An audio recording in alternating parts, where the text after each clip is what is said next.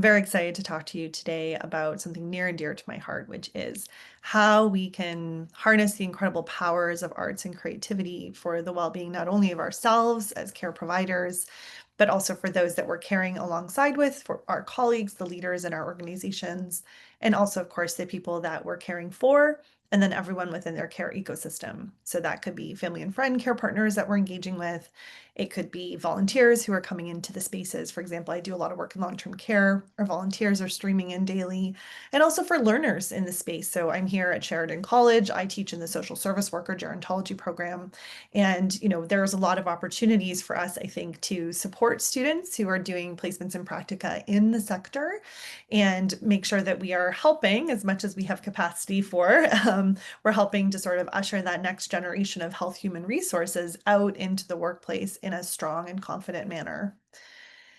So today, what I'd like to start off with is this photo I took of sort of the moon rising over Lake Ontario. This was early on in the COVID-19 pandemic, summer 2020. We had rented a spot outside of the city. We live right in downtown Toronto in a 14-foot wide house that is 8 feet away from another house. So it was quite close to everybody all the time. And I had a 1-year-old with me and a 4-year-old. So we rented some space to get just a little bit of breathing room. And I took this photo one night while just sitting out on a limestone ledge, jutting out into Lake Ontario. And I do like to begin talks with this type of a photo because I feel, it's 11 a.m. your time. If you're doing shift work, you may have started at 7. I was up before 7 this morning, first shift with kids, then work, just to take an opportunity as we delve into these types of conversations where we will be thinking a lot about our own psychological safety, our own psychological well-being, our own mental health, and the supports that we currently have, or maybe the supports we're looking to have in the future, both at home and in our workplaces. It's an opportunity just to take a little bit of a breather, take, a deep cleansing breath in, and just take a little moment to think about the beauty of the world. We call this forest bathing or nature bathing, looking out at water. Water is, so just intrinsic to our being. We are mainly made up of water. Our planet is mainly made up of water. So just taking a moment wherever you are in our country right now today, to just sort of settle your thoughts and think a little bit about just being still for a moment. But I also like this picture because it was a wavy, windy evening on Lake Ontario and the waves were coming in, and it was reminding me that these limestone ledges probably used to jut out far, far, far further into the lake. And yet over time, there has been such movement, such change, such difference in how the world looks. If I'd gone to this particular ledge 20, 30 years earlier, it could have looked different. For me as a clinician, my work is constantly evolving, constantly changing. I'm constantly chipping away at things and trying things differently and hoping and pushing towards change and hoping, hopefully, to be moving towards better. And I think as healthcare providers, that's often what we're doing. We're often trying to, give so much of ourselves to move and to push and to change, hopefully in a positive way, the sector, the system, the life of our patients.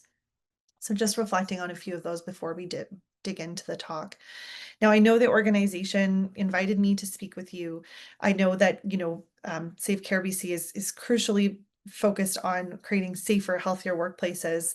In my work, I don't think as much around physical safety and well-being. It's a lot about psychological and social safety and well-being. How do we connect with one another? How do we connect with ourselves? And how do we connect with those in our care? And so that's sort of the context that I'll be bringing to the talk today. So I just wanted to take a moment to acknowledge on the right-hand side of the screen the funders that have been providing generous support for the work I'll be speaking about today. And I think the top 3 are quite crucial because even for those of you over in BC, these are all Canadian government funded agencies. So you yourselves, through your taxpayer dollars, have funded some of the work that I'll be discussing today. And we can't do any of this work that we're engaged in right now without the generous support of funding partners. So I just wanted to acknowledge that. Just to take you briefly through the agenda for today, I'm going to first start off with making a case, I guess, pretending to be a lawyer, I guess, in some respect, for why the arts and health should be seen as such a valued and crucial piece of the aging journey. I'll talk a little bit about strategies for engagement, so ways that you yourself in your own clinical practice may actually engage in the arts with the people within your care. And I'll also talk a little bit about clinical considerations. I know from reading about your organization that many of you are coming from different workplaces. It could be home care, it could be community care, it could be sort of assisted living, independent living, long-term care. So I'm going to try and talk more generally about considerations in a care setting. That care setting could be someone's living room where you're doing an OT assessment with them. It could be, the shared common space of a long-term care home. But regardless, what are the considerations that we as healthcare professionals would have to sort of put our thinking caps on in order to be able to engage those in our care in artful connections? So the work that I do, I've been at my role here since 2017. It's very much grounded in about 2 decades now of intense evidence-informed data. So Dr. Jean Cohen, who was running the United States National Institutes for Health, medical doctor and researcher, in the early 2000s started to publish these really seminal pieces around how creativity and aging could impact health, and people's illness trajectories, people's aging journeys. And it must be said that none of this was new information, right? People had seen this for, in their own practice and their own lives. We have known this historically throughout society. We, have painted to share information. We have sung to communicate with each other. We have oral language that enabled us to pass stories on through generations and generations. People within our country continue to pass on their history through oral storytelling.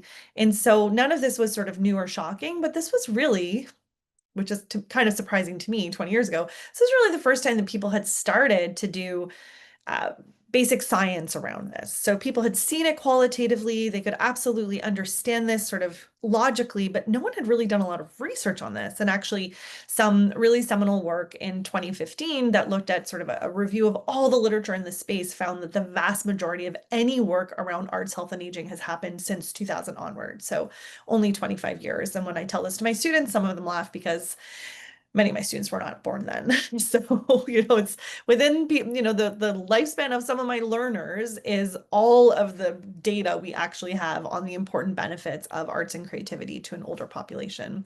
And in fact, if you do a very basic Google search, you'll see that there are over 1 million and even almost 2 million results around this space. So it's a huge area. It's a growing area.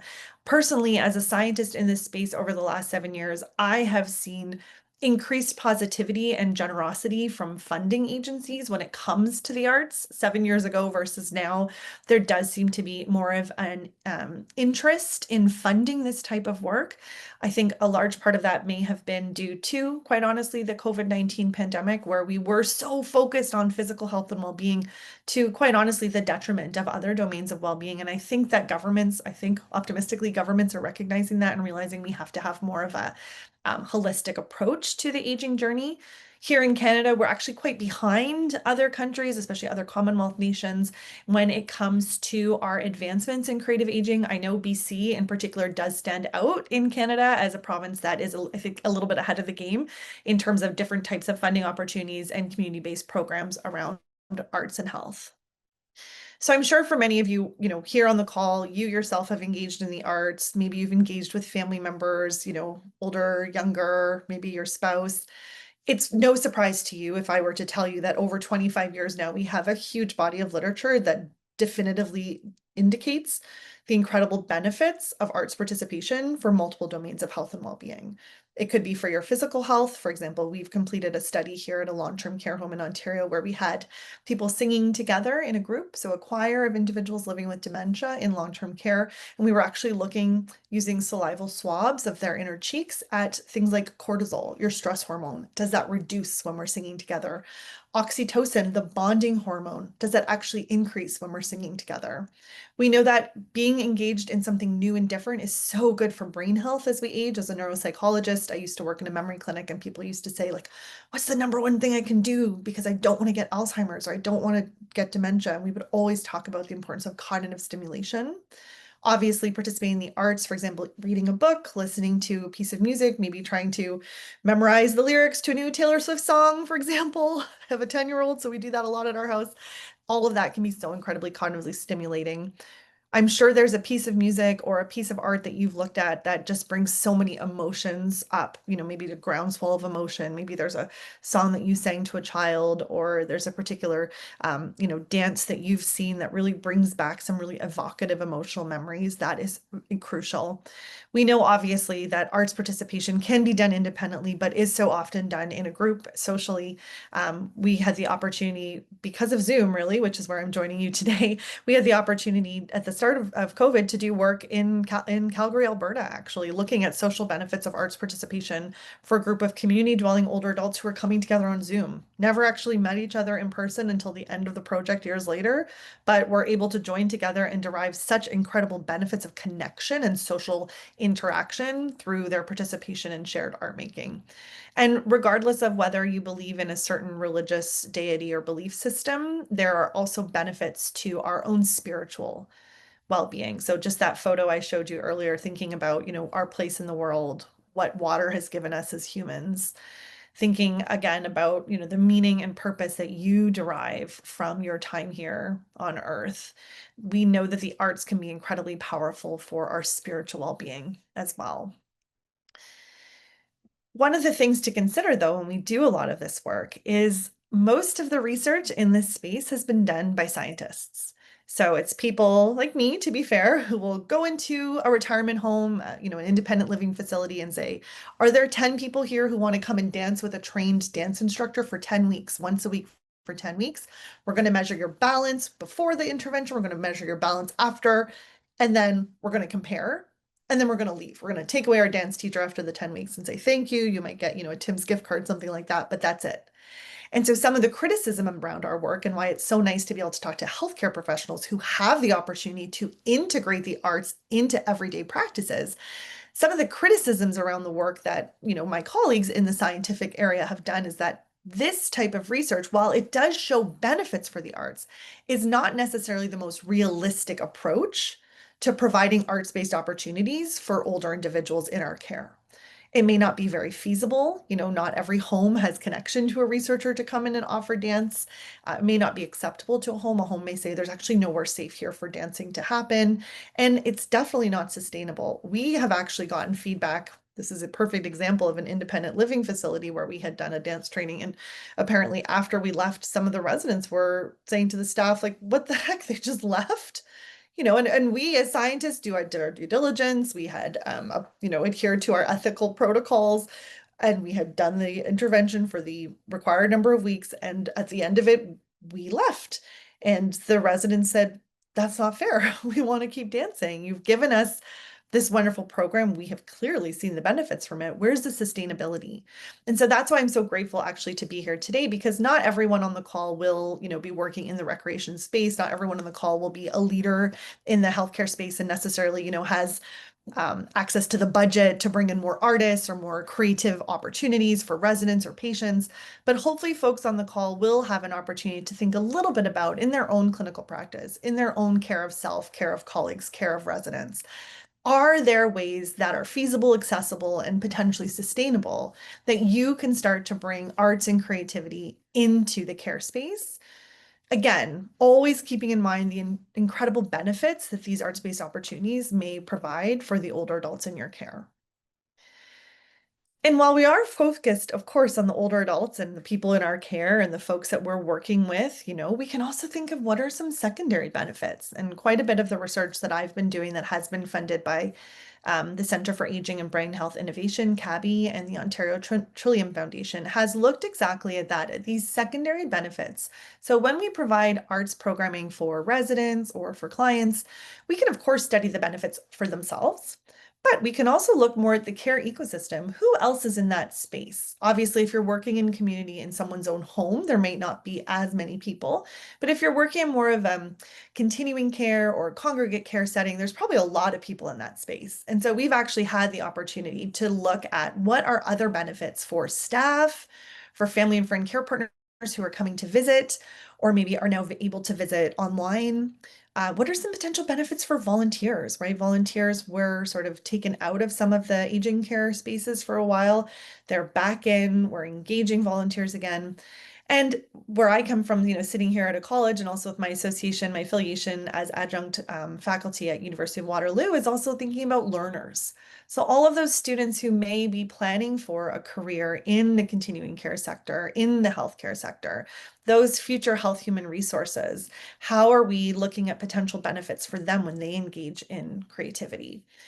We can also think about arts engagement really as a continuum. So you can be more sort of passively sitting on a couch, turning on the television, watching a beautiful performance, say, of the Nutcracker. Holiday time is coming up. The Nutcracker will be, played incessantly in the malls. I'm sure you can watch it on TV, or you may be the one to actually be dancing.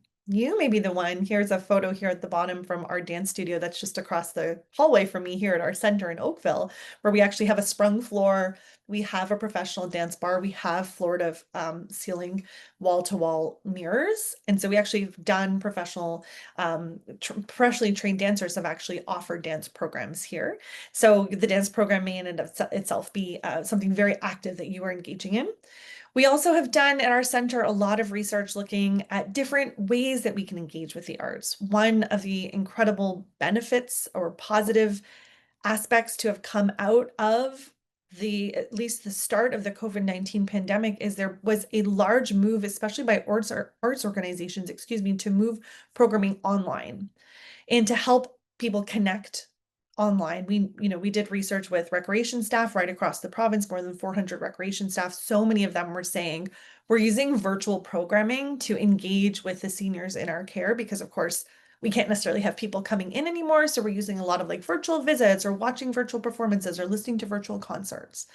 And of course, those can be incredibly beneficial, as to, of course, can be in-person opportunities for engagement.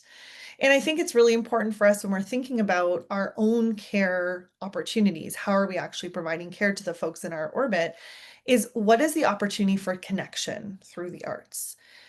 We have put in a proposal, for example, for a project called Dance Me to Dinner.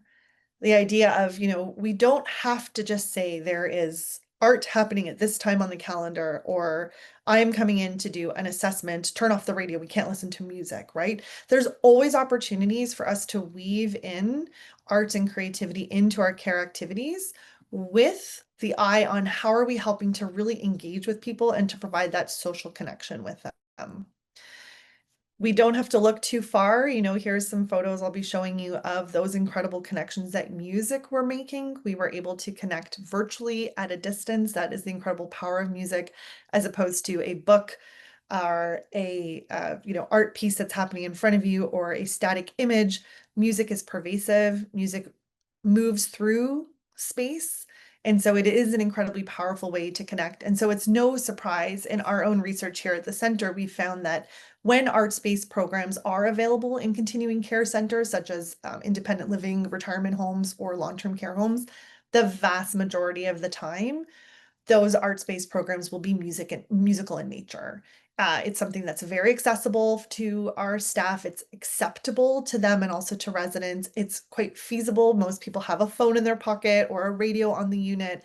And it's also something that's quite sustainable. You can keep the radio on past the time that you're, offering that care intervention within that person's suite. You can leave and come back and they're still listening to the radio, listening to music. So music is something that absolutely is used quite pervasively throughout the continuing care sector to help to connect people through the arts. Now, I mentioned earlier, I used to work clinically at Baycrest Health Sciences in the memory clinic, and we would speak to clients, both individuals sort of on a normal aging trajectory and people living with mild cognitive impairment or dementia. We would always talk to them about evidence-informed practices to help support their own healthy aging journey. And this was something that would come up. Here in Canada, we have a lot of shared resources, a lot of money that has been put in by the federal government into encouraging us to engage in certain behaviors that we know will promote health and well-being in Canadians. I wonder if some of you recognize Hal Johnson and Joanne McLeod, Keep Fit and Have Fun. They used to do these body break commercials on CTV. We also have one of my colleagues at University of Waterloo, Dr. Laura Giangregario, a few years ago put out our 24-hour movement guidelines that include sedentary behavior and sleep guidelines. We have Canada food guides that have come out over generations. all of this is resource intensive. All of this is publicly funded money that has gone into encouraging Canadians to stay as fit and healthy as and active as possible as they age. And so, our argument, and what I'm sharing with you today, and what I hope you'll bring forward into your own clinical practice, is that the arts is actually an incredible opportunity to address each of these key components of a healthy aging journey. We know dancing, for example, running. I'm a runner. I like to listen to music when I'm running, or listen to a podcast, or listen to books on tape. Audiobooks are really having a resurgence, it seems, right now. We know eating well, there's research to suggest that if you're listening to music or you're engaged in arts or creativity, you can actually have better food intake. Food intake is often an issue with older individuals living in congregate care or continuing care settings. Sleep, sleep and music are very well paired. There's a lot of research showing how sleep disturbances may potentially be modified or, attenuated by things like binaural beats that people listen to. I'm sure if you've ever had a stressful moment, maybe you've had a really hard shift and you're just getting into your car, heading home, maybe you listen to that favorite music, or maybe you think of going home to watch your favorite movie over and over again. It's a way of helping to address stress. Again, we talked about cognitive stimulation earlier. As long as you enjoy the art making opportunity that you're engaged in, it will be cognitively stimulating. Don't force yourself to paint if it's not something that you like to do. And also that opportunity for social connection, not only through the creation of the art, but also the sharing of the product. So thinking of like a book club, for example, that's a perfect example of something that is cognitively stimulating. It's a social connection, and it's engaging people through the arts, through literature. And so when we think about all of the years and years of research, way earlier than 2000, like I was talking about with the arts-based research, all the areas of research, decades and decades of work that have shown that these are key pieces of a healthy aging journey. These are key things that we should do if we want to stay as physically and cognitively well as we're able to as we age. All of these relate, I believe, and this is one of the arguments our team has been making, all of these relate back to the arts. And so thinking of arts not only just as a nice, fun thing to have or like music that's on in the background, but arts engagement and offering artistic opportunities to the individuals in your care and also to yourselves and to your colleagues as a way of really supporting a healthy aging trajectory for yourself. And the arts as a health promotion strategy really does dovetail nicely with the move away from the more medicalized model of care towards a more holistic, person-centered model. Here in Ontario, it's absolutely something we've been seeing over the past decade, especially within continuing care settings like retirement or long-term care homes. We're also thinking of sort of potential cross-domain benefits and how this applies to everyday life. As I mentioned earlier, we want something to be acceptable, we want something to be feasible, but we also want something to be sustainable. And so when you're thinking, for example, of doing like a home care visit, for example, maybe you're a kinesiologist or an occupational therapist, what are some movements that people are going to be making during their day? What are some activities or actions people are going to be taking that could potentially be supported by the arts? So I'll give you one example. We had offered a dance training program here at our center a number of years ago. This was specifically targeted to older adults living independently in the community, so remaining at their own home. Some of them had home care that came in to support them, but they were not living in a communal care setting at this moment. All of them self-identified as having lower limb mobility issues. So it could have been related to multiple sclerosis, Parkinson's, arthritis, osteoarthritis, a number of different things. The idea was they would come in twice a week, they would dance with us, we would look at, as good scientists, we would watch them, we would ask them questions. We would also look, though, what they were feeling like in terms of when they went home. Because it's one thing about dancing here and saying, oh, yes, when they dance here, they can stretch a little bit further than they did last week. What does that actually mean for real life? And so thinking about sort of with that clinical thinking cap on, what does this actually mean for someone in their everyday home life environment? And so what we found is that over the course of this period of time, people were telling us they felt safer at home, which is a huge piece, right? We know that for independent living to continue, people have to feel safe and confident in their homes. People felt a sense of pride in the mastery of new activities, right? There's so much ageism inherent in our society, especially in a North American community like Canada, where people have a misconception about the ability of older individuals to learn and push and grow. And so the idea of learning new things, they would put together a dance that they then performed at the end. Obviously, the opportunity to be more creative in everyday life isn't necessarily something that everyone was getting at home. So coming in here and doing this was really positive. But the two key pieces that I wanted to highlight are confidence in everyday activities. One of our participants said, now I can actually reach up to the top shelf of my cupboard and I'm not scared of falling. And that is a huge, huge win. And it showcases how there is sustainability in the skill set learned in an intervention-based arts program like the one that we offered, coming over into sort of everyday home-based activities. And that's really crucial. Being confident that you can do something, knowing that you can stand up a little bit higher and sort of reach a little bit further to grab something on the top shelf. Not only does it give you more confidence, it also underscores independence. You know, if you're living with someone else, you don't have to call them over to come and get it from the top shelf. You can do it.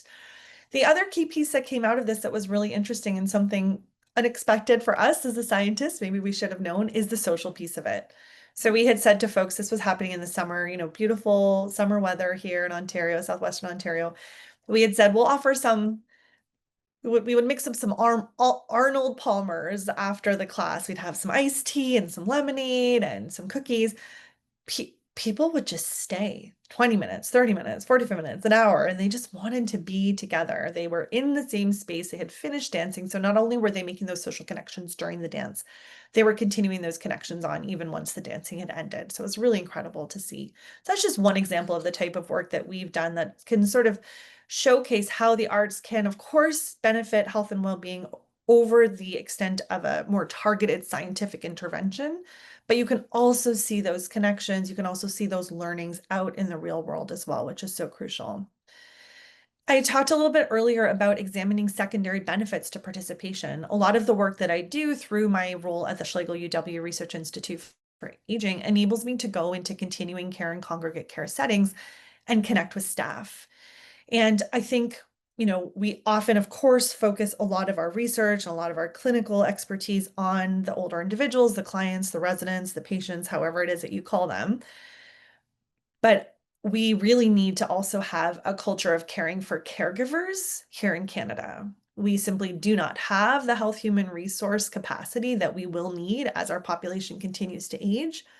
We know that not only are Canadians, you know, getting older, they're living longer, but what that means for us is that from, you know, a memory care perspective, more and more individuals will be living longer with a diagnosis of dementia, with changes to their thinking skills. So we're going to really need to have a strong focus on the folks who are providing daily care, healthcare provision to older individuals in our country, if we are to ensure that folks are giving the best shot at a healthy aging journey. So we've been spending a lot of time looking, of course, at benefits of things like concerts and music therapy and, you know, visual art making in continuing care settings for the residents, for the older people, but we've also been taking a lot of opportunities to talk to staff and to talk to the artists themselves, which is a very unique perspective because not a lot of people talk to the artists who are providing these types of programs. And when you do talk to them, many of them have had their own experiences with older adults.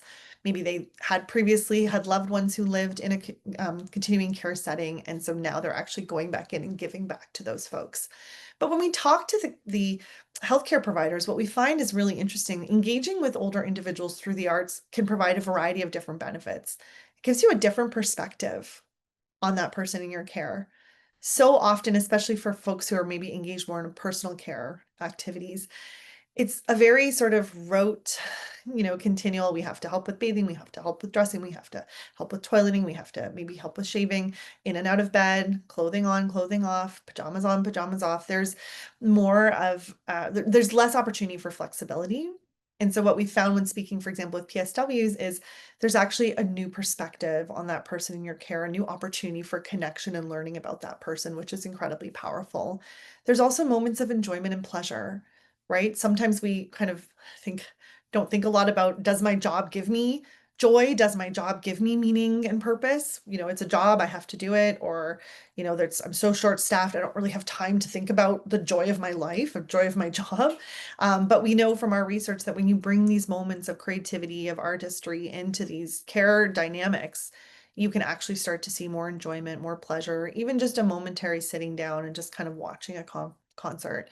Also moments of respite. So we've been working in particular in for older adults living in long-term care. We know that, of course, the vast majority of them are living with dementia. That's what the data tell us. Many of those individuals are living with certain negative and positive personal expressions during the day. We had a great example of this where there was a care provider who was going on very long walks, very fast, very long walks throughout one particular neighborhood unit. And when the concert began, the resident went immediately and sat down right at the front to listen to the concert, and the caregiver sort of just got to sit in a chair. And it's a lot to walk with someone during your shift, and we went over and sort of, how are you doing? Seems like you're really enjoying. And this person was like, yes, so nice to just sit. Just a little moment of respite, right? Just a little moment of looking at your care recipient a little bit differently, sitting down, chit-chatting, kind of, maybe chatting a little bit with one of your colleagues for just a few minutes. Those types of small pieces, small changes can have a huge ripple effect on staff quality of work, staff well-being. And here's an example of a photo from our intergenerational music therapy jamboree, where again, while we were looking, of course, at benefits for residents and for small children, what we were also really looking at is how are staff perceiving this type of opportunity. So in the photo, you'll see there's a music therapist here who's providing the intervention. There's a staffer here who's standing in green. In front of them is another staffer, and these are two learners. So these are two students who are in placement that time. So these folks were also deriving what we would call sort of secondary benefits from the direct provision of creative opportunities for the residents. And so that's something we've done a lot of research around. And in fact, when we talk to staff about what is it like having these types of, intergenerational music therapy opportunities in your home, they'll say, well, I'm definitely like on a Thursday, I'm stopping, I'm scheduling my time so that I'm in that unit, I'm walking by that neighbor and I'm looking into that room at that day and time. I want to connect. I want to be there. It's reinvigorating, it's energizing, but at the same time, those days are actually calmer. So those days are days when residents are sort of looking forward to the event, and then the event happens and it's wonderful and it's exciting. And then the babies go home. The residents, it's sort of like a refractory period. The residents continue to derive those positive benefits even long after the babies have left. A nice thing too is it gives our staff, it gives team members positive things to discuss with the residents. They'll tell us, like, even at dinner time, they'll say, oh, were you part of the jamboree today? Or did you get a chance to see the babies today? So even hours later, reminiscing, same day reminiscing with residents around that connection they had. That just, of course, helps to solidify the relationship that the staff are having with the residents. And then again, thinking of the idea of like enjoyment and pleasure at work, which we don't always necessarily think about. Joy at work, it puts you in a good mood for your day. We've heard this time and time again when we've talked to staff looking at visual art making, music therapy opportunities, professional concerts happening in homes. There's such a joy and an excitement within the home. There's a sense of expectation prior to the onset of the activity. And then during the activity, there's so much positivity. And then even once the activity is ended, there's an opportunity to continue to connect with residents about that throughout the day. So I hope I've convinced you that participating in the arts can be incredibly beneficial, that these are opportunities that we can look to engage in, not only, of course, for those potential benefits within the art making itself, but also benefits outside of that, maybe benefits for how we move around our world, how we engage with other folks, how we engage with options within our homes, for example. And that those benefits aren't just for residents, they aren't just for older individuals, they can be for ourselves, the healthcare providers as well. So now I'm going to talk a little bit about how we can engage people and some considerations around our own clinical work. So we have to acknowledge, I think, when we're talking about how to engage, we have to acknowledge barriers to engagement. And so we've done a lot of work around this space, and we know that there are barriers, but we also know that these are things that can be overcome, sort of if there's a will, there's a way. So one is the cognitive status of a resident. There's oftentimes misconceptions around how individuals living with dementia may engage in arts and creativity. And actually, some researchers have suggested that parts of the brain that support musical enjoyment, musical awareness, musical memory are quite resistant to the neurodegenerative change that comes with dementia. So there does seem to be almost like a protectory status within the brain for arts activities, likely because that's one of the ways, as I mentioned earlier, that we communicated. It was one of the earliest ways that we were able to share information. So it is likely that there are parts of the brain that continue to retain ability to engage in the arts even throughout that dementia journey. Obviously, some folks may be moving from an independent living to a more long-term care space. There may be changes in the opportunities for participation. There's always ways to work around that in terms of what types of activities we offer within homes. To be fair, I hope the first part of my talk convinced you about the power of the arts, but oftentimes the arts are not seen as a priority. They're not seen as necessary. They're left off the calendar. Oh, there's other things to do. We don't have enough time. That's just kind of time filling, like, oh, it's just reading. Reading is actually incredibly cognitively stimulating, right? Reading can be a social activity if you connect with another person. My mom and I were just reading the exact same book, for example, and then got to talk about it as like a virtual book club because we live in different provinces. There's so many concerns around safety. We just we're doing a study where we provided air drying clay to homes, and one of the homes wrote back and said, "Oh, we were really concerned about this clay. We thought maybe, maybe the residents would eat it." Turns out, no, everyone was fine, but there are some sort of barriers around safety and, protectionism of older individuals. And of course, for many individuals whose dementia journey has progressed, there may be a responsibility that the care partner, that the clinicians have to take on. And so that may be above and beyond people's capacity within their care, the care ecosystem. But again, these are ways where maybe it doesn't have to be an independent program that we're offering. It could be, humming a tune with a resident, or as you're walking down the hallway of your independent living, looking at the beautiful paintings on the walls, or looking out at the changing leaves. At this time, we have the most gorgeous changing leaves here in Ontario, looking at the leaves changing and talking about the colors on the leaves, for example. So not necessarily saying it has to be a program, it has to be an activity, but just how can we engage in creativity throughout the day, throughout our everyday care activities.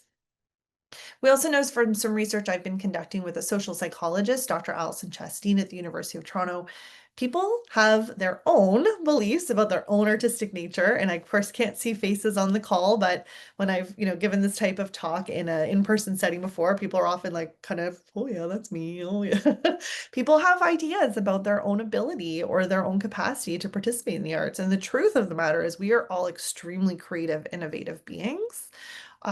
Humans, the fact that humans have evolved and moved into this space in 2025 is because of creativity and innovation. Who decided that if you rub sticks together, it makes a spark and you can heat food? That's very creative. That's very innovative. Every individual, every human individual that, we connect with is artistic in nature. We just have to find out what that is.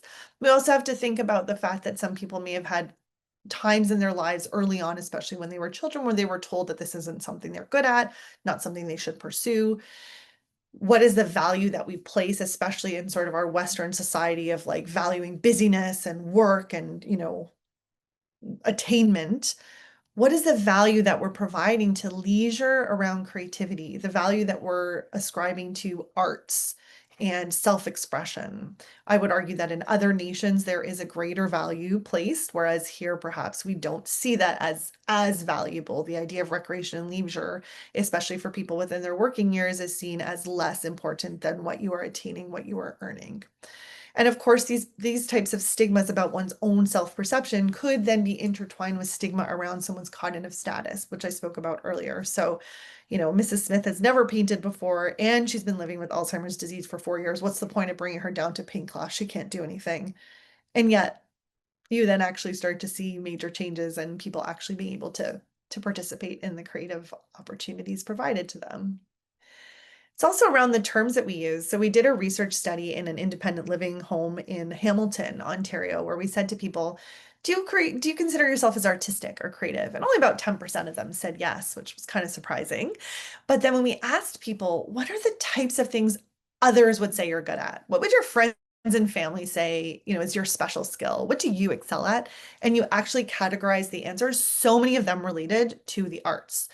I'm really, or creativity. So I'm really good at crocheting, at knitting. I'm really good at, making a pie or making a preserve, small engine repair, things like that. And so we actually, although my job title includes the word arts, we like to talk about arts, creativity, and self-expression because that seems a little bit more inclusive for people. Some people sort of get their hackles up a little bit when you say arts. There's some, certain ideals maybe given to that particular word. But if you talk about being creative, if you talk about innovation, if you talk about self-expression, that often sort of opens it up to conversation. And it's important as well, we live in a very diverse country. I mean, I live here in Toronto. It's one of the most multicultural cities in the world. What the arts are and who has decided what is good art. There's a lot of conversation around that. People may not have had the opportunity to engage in the arts. They may not have been interested, or they may have tried but been dissuaded. There may be some demographic barriers to participation here in a province like of Ontario, probably very similar to BC, where there's a lot of smaller and more rural areas. What are the actual access to those types of opportunities, as well as your life? I always think of my grandpa. He retired when he was 70. He worked his whole life as an engineer. He didn't have a ton of time for recreation and leisure. Yet now that he does have the opportunity to live in a continuing care space, he is actually a fabulous painter. Not necessarily something we ever knew about him before, and yet now he's 97 and we're learning new things about him. So thinking about how we can engage our clients, what are some strategies that we can use? I think if we all think to ourselves and focus on people's innate creativity and strengths and explore possibilities around the creation. So we don't necessarily have to worry about what the end product's going to look like or what the goal is, but more so the process around it and what's possible. Ask people to reflect back. Was there an earlier time in your life where you were dancing or where you were singing or where you were acting? And try and tap back into that feeling. We know, especially working with individuals living with dementia, sometimes their oldest memories are the ones that are more strongly held compared to the more recent memories. And so going back into that reminiscence opportunity with them to see, are there creative times when you were really engaged in the arts or in some sort of self-expression, and drawing on that. Are there specific activities you'd always wanted to try? Like, I'm 42 and I still dream of learning how to tap dance. I've never tap danced. I don't know how to tap dance. I really want to try. I don't know if I'll have the opportunity, but for me, if someone asked me that, I would say, yes, I'd like to learn how to tap dance. And then thinking like about SMART goals, like how are we going to get started on this? Is it something where I can bring you a new book? Maybe we can get a library card. A lot of libraries now, you can download an app onto your phone or onto a tablet, and you can read books or listen to books for free through your public library. So if you've always wanted to be a reader and you've never had a chance because you were always working 12-hour shifts on the line and you never had time to sit with a book in your hands, let's get started now. And looking to see if there's an opportunity to be joined by someone else, someone within that care ecosystem who can help to support those opportunities for creative engagement.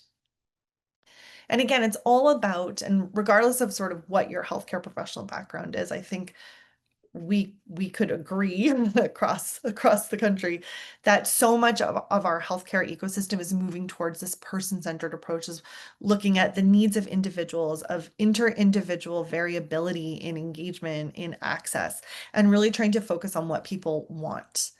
And so looking at things like people's innate talents, their interests, their capacity or awareness of what they want to try, all of this is really crucial. And all of this will enable us, I think, to provide the best type of care to individuals, because we're not taking sort of a cookie cutter approach, but we're really trying to zero in on what is important from a creative, self-expressive perspective for each individual client in our care.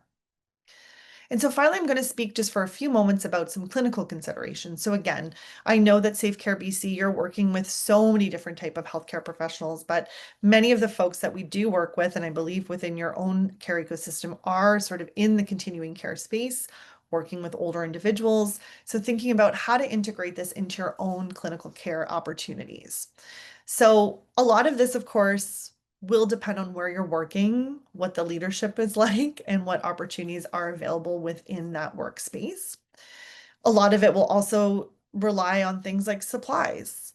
It's one of the things we heard in a large scale study we did early on in the COVID-19 pandemic was, it was really hard for people to get supplies because they used to just run over to the dollar store all the time. And now it was harder and harder to go shopping. Supplies can be a big issue, but you don't necessarily need too much in terms of, trying to draw. You need a paper and pencil. Most of us clinicians will have that. Maybe listening to music, you need YouTube on a tablet. A lot of music is free now. Staffing, that, is a big issue here in Ontario in terms of sort of staff shortages, and also just time. Working in the healthcare sector, there's never enough time. That's, kind of a reality of our workspace. So how can we integrate creativity into things that we're already doing so that it's not as if we have to find extra time, but we're adding creativity to the time we're already spending. We can think about the spaces that we're creating. So here in Ontario, we have a massive new build program by our provincial government, 38,000 net new beds over the next 5 years. And we are working to encourage the government to offer physical spaces within all of these new homes for creativity and self-expression. I have here a photograph of the Pottery Studio at Sunnybrook, which is a veterans unit at a large hospital here in the city of Toronto. They actually have physical space for creativity in their Veterans Care Center. Let's see this at scale across the country. A location for creation. If you build it, they will create. So what we provide space for shows what we value. And if we value the opportunity to engage older individuals in creative exercise, because we know the powerful benefits of that for their healthy aging journey, then we need to give space, we need to give time, we need to give supplies, we need to give staffing to show that we value this. We also have to think about how we can integrate arts more practically into care practices. So are there supplies on site? Can we have small portable kits, like just these tiny little bags? We recently gave these out at a innovation conference we were offering to staff working in continuing care settings. A few pens, some visual art making prompts, not heavy, not hard. You could tuck it in your bag. You could tuck it in your pocket if you wanted. You could bring it back to your unit with you. Thinking about things like this is just like an IKEA cart that you can get, a 3-tier cart filled with supplies, wheel around through the unit. We have these larger boxes that we've been sending to long-term care homes across the province here. They weigh 16 pounds. They have a lot of different art making opportunities in them. But thinking of it in terms of less about like there has to be a program for art making versus opportunities for connection through creativity in your daily care practices. And that I think will help to break down a lot of the misconceptions around sort of who owns artistic and creative action within continuing care settings. Often this is sort of given over to recreation, leisure, activation. The terminology differs across the country, but like those particular groups of the individuals are the ones to offer the art making. But actually, if you have these opportunities out, staff can come in on a break. Family and friend care partners can engage in residents with this when they're coming to visit. Students may come, during their lunchtime and just have a little bit of downtime to do some art creation. It can be so powerful for the whole care ecosystem. We also know that there's opportunities within these types of continuing care spaces to integrate the arts for staff well-being.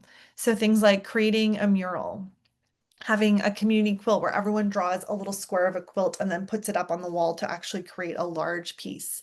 Having a choir. So the Sudbury Long-Term Care Home here in Ontario, they made a video early on in the pandemic around with staff from each of the units and residents who came together virtually at a distance safely to sing together. All of this, of course, requires leadership buy-in and support. You need to make sure the leadership at your organization is, interested in this and supports sort of time away. But that's why, again, it's so important to think about how to integrate this into everyday care practices. You can think about integrating the arts into supporting your own staff. So if you're here on this call and you're a leader in the space, thinking about what you can do to sort of emphasize psychological wellness, psychological safety. There's a lot of conversation around trauma and trauma-informed care within homes using creativity. Maybe people don't want to talk about the traumatic experiences they've had. A lot of the work that I do is around the area of moral injury. Maybe people don't want to talk about the shame and the guilt they've had, but maybe they can draw about it. Maybe they can write a poem about it. Maybe they can add a verse to a song about it. And this provides opportunities for team building and cohesion. It also tells staff that you recognize and value their work and that you're giving them time and opportunity to engage in creative practice within their everyday life because you know that it will be so powerful for their own health and well-being. And I'm just going to finish off by saying we have done a small study with about 70 staff working in long-term care homes here in Ontario, and we've asked them to envision this opportunity of integrating music in particular, because we know that music is very acceptable and very feasible to long-term care. So we gave them sort of a scenario. We said, you're in a room with a resident, you're engaging in everyday care activities, and you bring out your a music player and you're playing music together and you're dancing and you're singing together. How would that feel? And again, this is just hypothetical. People are envisioning this, but this is over 70 staff working in long-term care, and 84% of them said, I bet I'd feel calmer.